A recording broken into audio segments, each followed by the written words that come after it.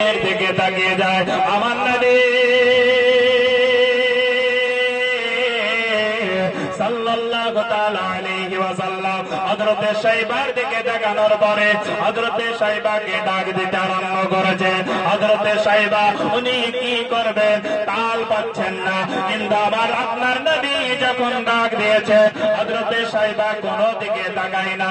আল্লাহর নবীর ডাকে আপনার কিনা সাড়া দিতে হবে এটা তিনি জানেন, তাই শাইবা রাদিয়াল্লাহু তাআলা আনহু কোন দিকে না তাকিয়ে শাইবা তিনি রাসূলুল্লাহর নিকটে যেতে আরম্ভ করে দিলেন। যে শাইবা আমার নবীর চির দুশমন ছিলেন, যে শাইবার পিতাকে নবীর পক্ষ আপনার কিনা কতল করে দেওয়ার কারণে, যার চাচাকে যুদ্ধের ময়দানে কতল করে দেওয়ার কারণে এই শাইবা নবীজির দুশমন হয়ে গিয়েছিলেন। কিন্তু আমার নবী নূরানী চেহারা দিয়ে